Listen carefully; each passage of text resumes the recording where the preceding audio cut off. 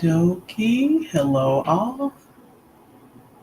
New platform here, so give me a second uh, to make sure everything is working appropriately.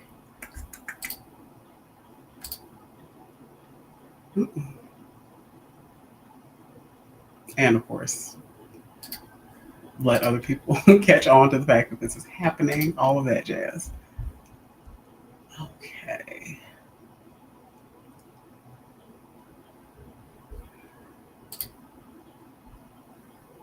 Do, do.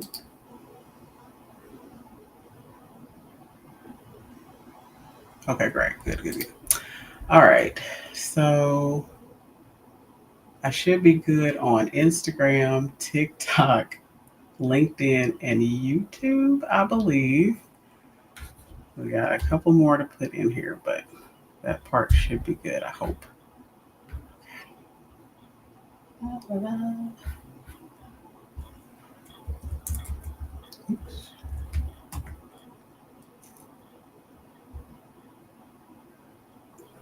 right. Um,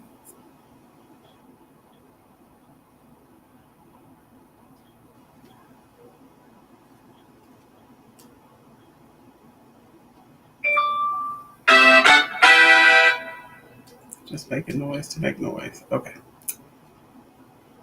Deal. And I think that's it. Oh. Doo-doo-doo.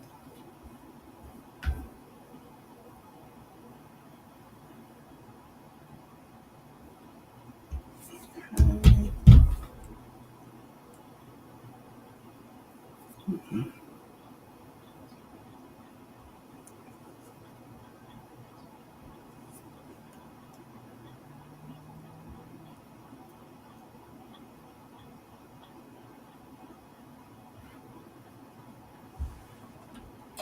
Oh, shoot. Type on the wrong keyboard. Jesus.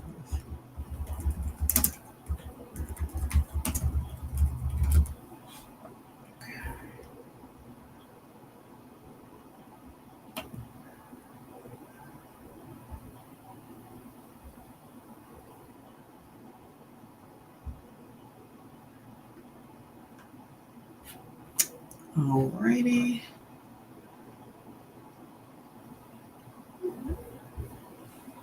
Okay. So, I think I'm pretty much ready to get started here. So, tonight I got three more questions, of course, to talk about. Um, just like I said, that over the course of doing what I do every day, I've been able to run across. So I figured they might be helpful to answer for everyone. Again, just my perspective and my experience. It's not to say that other professionals might not have different opinions. It's not to say that I'm always right. All I can do is literally share my perspective, and my hope is that it helps because it helps you think about things differently at the very least. If it doesn't just like, oh, okay, great, that answered the question, I'm good. At least for it to be like, okay, that makes a little more sense, or I can see where you're coming from, even though I disagree, or something like that. Like that's fine. Okay. Dun, dun, dun. Here we go. Oh, Lord. If this even works, which I don't think.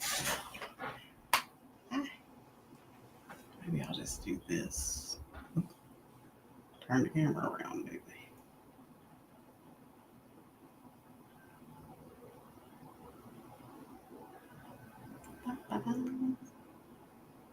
There we go. Okay.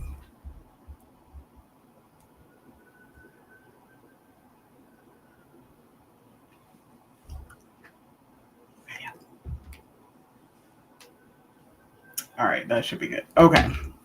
So, the three questions that I had that I wanted to go over were number one, wait, let me pull it because I like this was a big one, so I took notes. I was like, let me make sure that I kind of cover all of these points because it's a pretty loaded one.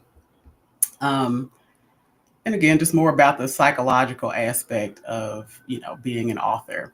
So first is so the question is, how do I handle unpleasant reviews? So as an author, we get reviews. Like people read the book, they tell us how they liked it.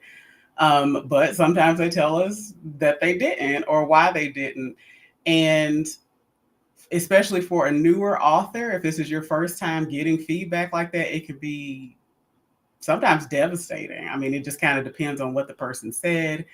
Um, but it can be really, really hurtful, even when it's not necessarily like sometimes, of course, you get reviews that are like just people being themselves, right? Like, right. And just showing out and lashing out. And it really has nothing to do with you or your book. Um, but sometimes, even when you get what most people would say, well, this is, valid feedback, they pointed out specific things that they liked and didn't like, and the things they didn't like, they backed it up. They had page numbers or they copy and pasted a sentence or whatever the case may be. And so, even that though can be really hard to take, especially when you've worked really hard on something and you want people to like it, that you want them to enjoy it as much as you enjoyed working on it, but sometimes they just don't, right? So the question being, what do you do? How do you handle that? And I think that the first thing to consider is that in my mind, the goal is to let it go, right? For the most part, like overarchingly, it's just like, okay, it didn't work for them for whatever reason. Or like I said, they're in a place, in a mental headspace right now where they just can't, let's say, behave politely. And so it's a them thing, not a you thing. A lot of the times when you get like really harsh ones. So try your best to let it go. Now, again, I'm not saying that flippantly. I understand that people wouldn't ask this question if it didn't hurt, if it wasn't difficult to just ignore it. So I have a few ideas that might help you let it go. Right. And it's not to say that once I say all of these things, you're just oh, okay, great. And you're just going to feel great about it. And you're going to ignore every negative review you ever get or anything like that.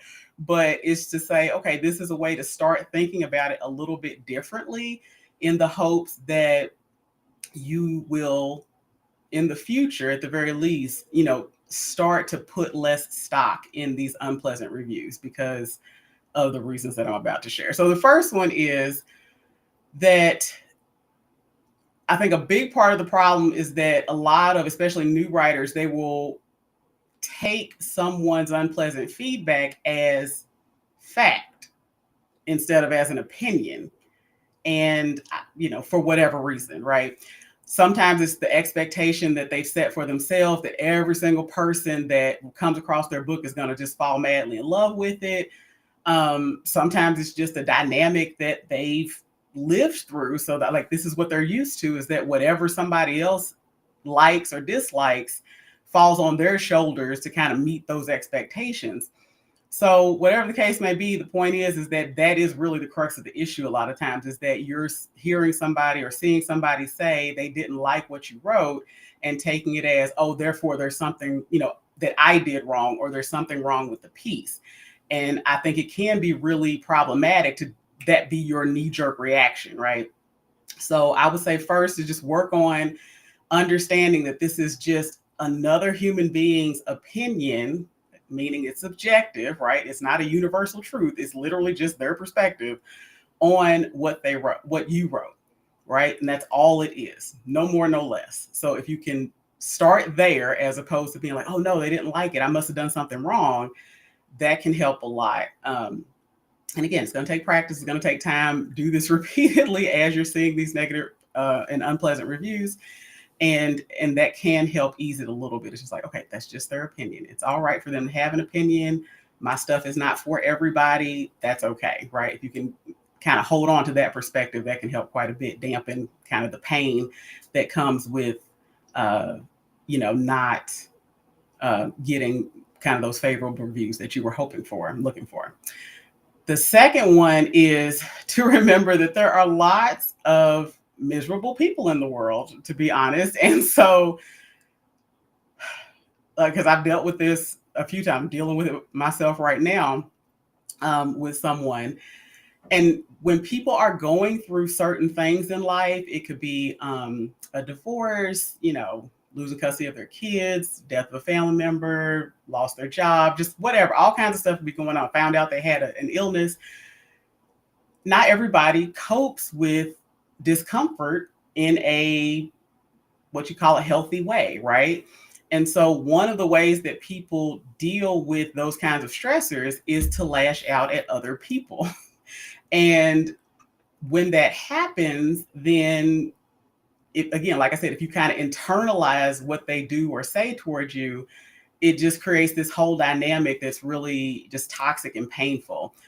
But if you can recognize that there's a possibility that, again, this, hundreds of words long review that they left that was just tearing your piece apart may be the result of them not feeling too hot about themselves and their current situation, and them not having the coping skills that would help them process what's going on with them in a healthy way. And that not all of that is always about you, right? Sometimes you're just a target, you're collateral damage as they're kind of flailing and trying to figure out how to get back on their feet psychologically. So based on some of the reviews that I've read, because again, I have lots of friends who write and are authors. And so I'm always curious when somebody leaves, less than 5 stars on their books, just to see, what people have to say. That just kind of helps me as an author as well, to see what kind of comments that people leave and things like that. But some of these reviews are just like, to me, it does seem obvious that this person has just got an issue. Right? And that they're just, this is how they work it out, doing this like armchair quarterback thing. So it really isn't about the book, especially like I said, if I've read the book. And sometimes people, I guess they could be outright lying, but it's just a lot of times they comment on things where I'm like, that's okay, that's not what they wrote, but okay, I guess. I mean, if that's how the person interpreted it, I suppose, but to me, it looks like they're mistaken or they read a different book or something like that. It can be really wild sometimes. But again, that does kind of hint at, what, they just have an issue. It's not even really about you or your book. So keep that in mind, that sometimes people are just struggling and they just don't know how to do any different. Here's an example, and it's going to sound kind of bad. I'm not trying to infantilize anybody, but a way to kind of drive this point home is like, if you may have been in situations as a parent, or you may have just seen, at the grocery store or something like that, where a child will say something like, they won't get something that they want, a toy or some kind of cereal or whatever, and they'll throw this tantrum and they'll say things like, I hate you, and, you're stupid, and blah, blah, blah, right? They're insulting their parents and being really disrespectful. But most of the time, that parent does not internalize that and say, oh my God, I must be such a horrible parent. Let me take you to CPS so they can find you a better home to live in, type of thing, right? They just let them have their tantrum and they're just like, you hate me. Okay, sure. And just keep pushing the cart and going on about their business. So that is one way that you can kind of process when you get these unpleasant reviews, especially if it, like I said, it seems super harsh or like overkill. Just like, okay, let them have their tantrum, right? They're entitled to that. It's fine. We can still have tantrums as adults. It's okay, right? But it's not anything that I have to react to just because somebody said it, right? It's just like, all right, well, whatever, right? You got whatever you got going on. I'm gonna let you have that. I'm gonna move on. So that's a way to kind of frame it, right? Another one is to remember that the person who left that review, that unpleasant review, very likely is not an author. Not all the time, sometimes they are, but very likely they're not an author, so they've never started, finished, or published a manuscript in their life. So they have no idea what you've been through to get to this point. So fair, right? So some of what they say may be speaking out of ignorance, right? Um, and that's fine. Again, people do that. People talk about stuff ad nauseum that they know nothing about, and they comment on experiences that they've never had and things like that. So it's like, okay, that happens. It's kind of like what I was saying earlier about kind of the armchair quarterback thing. It's kind of like, okay, have you ever played football at all? Have you ever done it professionally? Have you ever been the quarterback on this particular team? You know what I mean? Like and the answer is no. But gosh, you just are full of advice and criticism for this quarterback and what they're actively trying to do on the field, right? While you're sitting, on your couch at home. So keep that in mind. And then the last one I wanted to note is just a lot of times, this is just weird. So like, I'll see people, it'll be like a book that's like about a lesbian couple, right? Or features a lesbian couple. And it's like there's a lesbian couple kissing on the cover, okay? The word sapphic is somewhere in there, right? It'll say something about lesbian or queer in the subtitle, in the blurb. It describes the couple. If you look at the reviews, like it talks about the lesbian representation, all kinds of stuff, right? So in theory, before this person purchased or borrowed the book, they knew that this was an aspect of this piece. Yet they still borrowed it or bought it, still read the entire thing, but then will come back in the review and be like, oh, God, 3 stars because, God, there were lesbians in it. And it's like, okay, so sometimes you just get nonsensical stuff like that, or, somebody will clearly mark a piece as a short story or a novella or something like that. And they'll say, oh, well, it just went by so fast, or it was so short, 3 stars. It's like, okay, now if I told you, right, as the author, again, in the blurb, in the or you saw in the reviews or whatever that this was supposed to be some 500,000 word piece or something, and it only ended up being 20 or 30,000 words, then okay, I understand there's a mismatch there. But when all signs indicate that this is going to be a short read, for you to say stuff like that and that be the incentive for you to only give a book 3 stars or something, that I don't know where that comes from. So just understand, though, that it happens. And basically, when they write this review, all they're really doing is telling people that they made a poor shopping decision, right? And why did they do it? I don't know, right? If I made a poor shopping decision, I don't know that I would want to publicize that fact and seem to be so upset about it. Because like, okay, but it says that that's what this is. So why did you even read it? Like, what was the point if that's not what you wanted to read, right? So it's very strange. So people can really do some goofy stuff when it comes to reviews. But those are a few ways that you can just kind of reframe it and kind of shift your perspective, hopefully, on getting that, unpleasant feedback, and so that you can just let it go, right? Because like I said, the goal is to just let it go. These are just some ways you can think about it a little bit differently, and hopefully that will help make letting it go be a lot easier. Okay, so that's that one. So how do you handle negative or, like I said, unpleasant reviews? Let them go. And you can do that by understanding that this is just somebody's opinion. It's not some kind of objective truth about you or your work. Knowing that there are a lot of miserable people in the world, and sometimes this is how they lash out and, try to make other people feel bad, to try to make themselves feel a little bit better type of situation. So it really doesn't have a lot to do, if anything, with your piece or you as an author. Understand that the person leaving the review is probably not an author. So they have no idea what you've been through to get to this point. And then to realize that a lot of times, you have given them all the information that they need to understand whether or not this book's going to be a good fit for them, and they ignored it. And so you haven't necessarily done anything wrong. You wanted to write a dark psychological thriller, and that's what you did. If somebody who has issues with reading dark books or, thrillers or whatever, still picks it up and reads it and then gives you a 3-star review because they didn't like it, it's like, well, again, that's really on them. Like, so there's nothing for you to do on that end. That was just them being goofy. So that's that. The second question is, how do I know which services I need for my manuscript? So the easiest thing I can say on that one is to get a manuscript evaluation, or like, again, the publishing world is very much like Wild Wild West. So it's not like medicine or law where there's like a overarching body and they standardize everything, right? So I could call something a manuscript evaluation that somebody else calls, I don't know, beta reading, and another person calls developmental editing or whatever, right?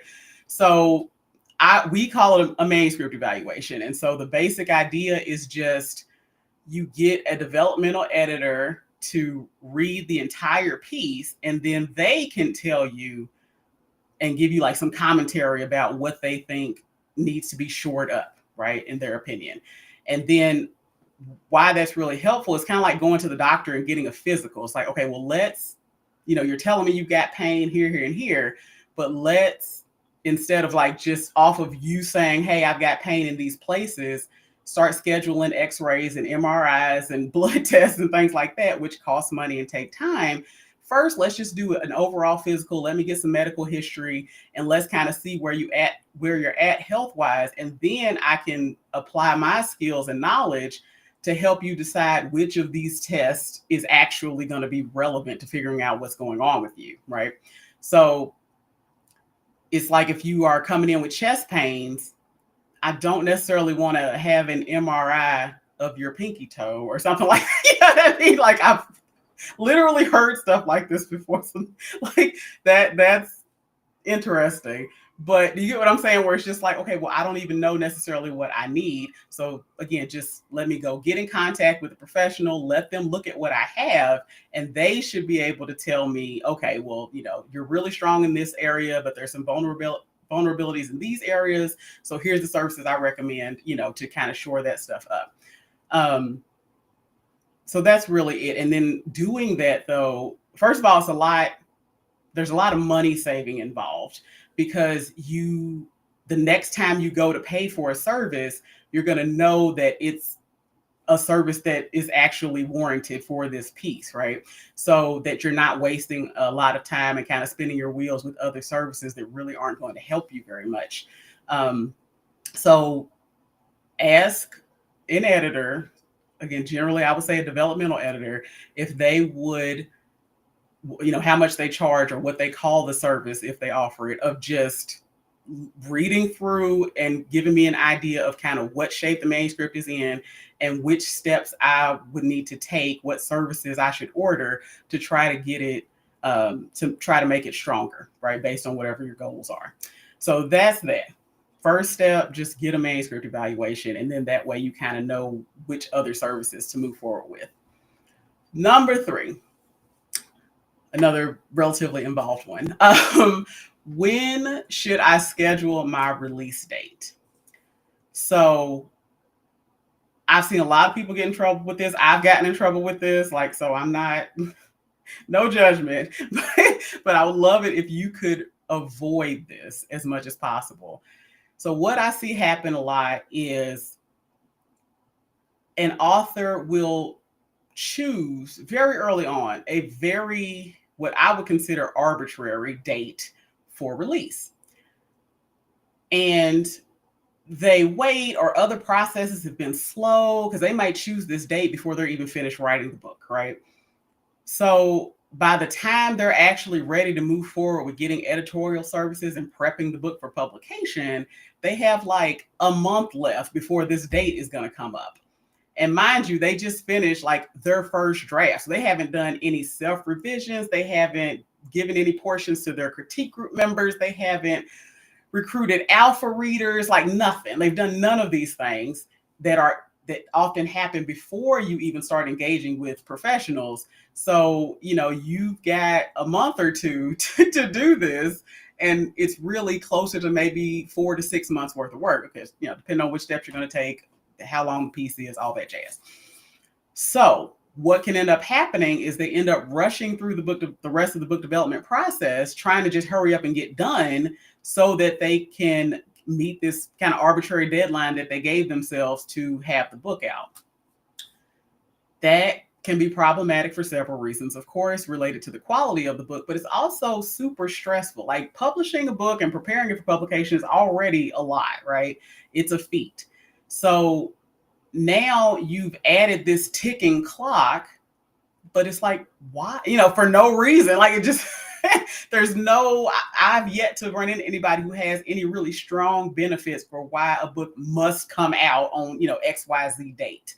So I guess that would be the first thing, just to consider if you're doing that, like I would say relax. Like 9 times out of 10, it's not going to be that big of a deal to release it at a date that's well after the book has been fully groomed and developed and is, like really ready to go, something you can feel proud to sell. It's okay to, go through those processes and then set a release date. So that would always be my recommendation, is I would not set a release date until I have the final copy of the book in my possession. So if you're doing printed versions, that means the printed versions have been ordered.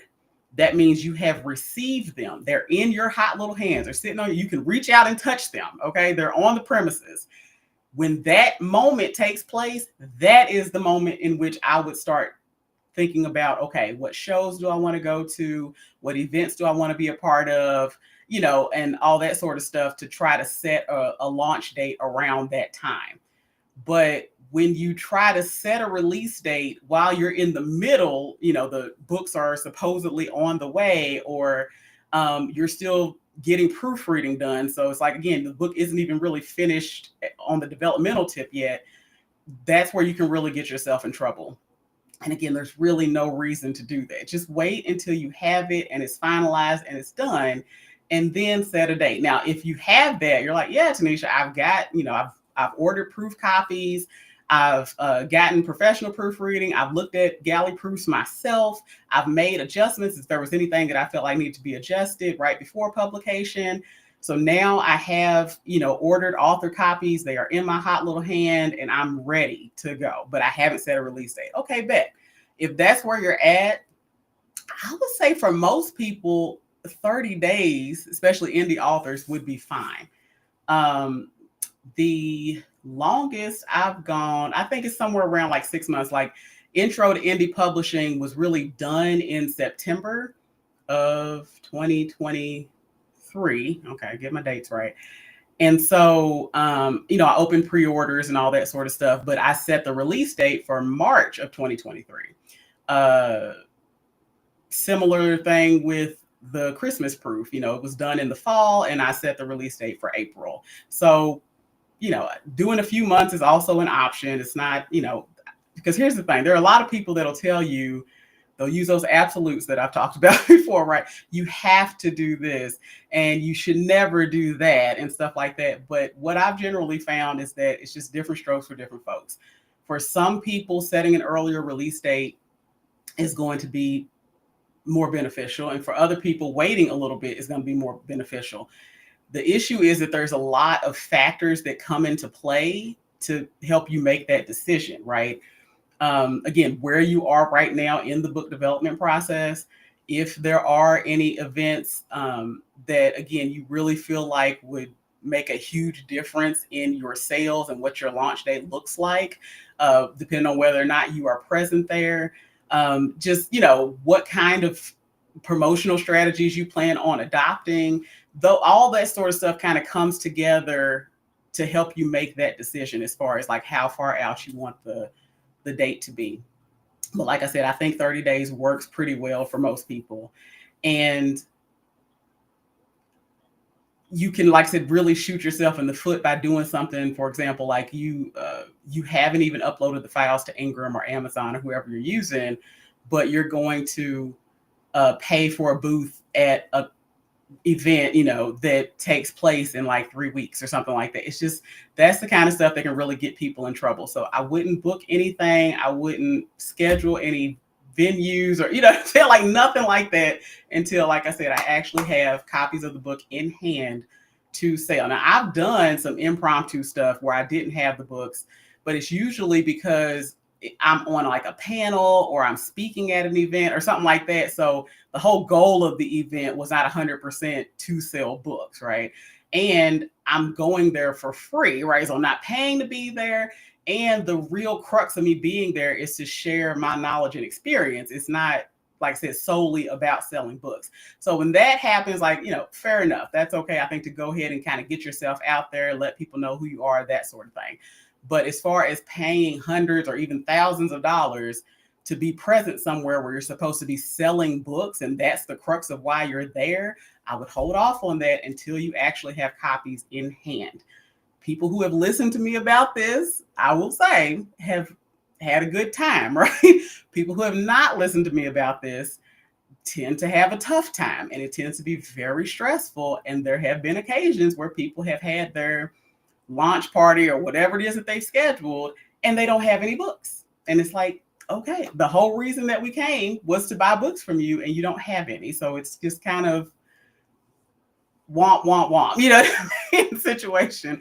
When if you had just waited to schedule the event until you actually had books in your hand, then you could have easily avoided that. So that's really my advice, because there are so many variables that you don't have any control over when it comes to the book being ready to sell, especially in person, right? Because you don't know how long it's necessarily going to take for your order to arrive. It's going to vary based on how many books you purchased, who you purchased them from, and when you put the order in.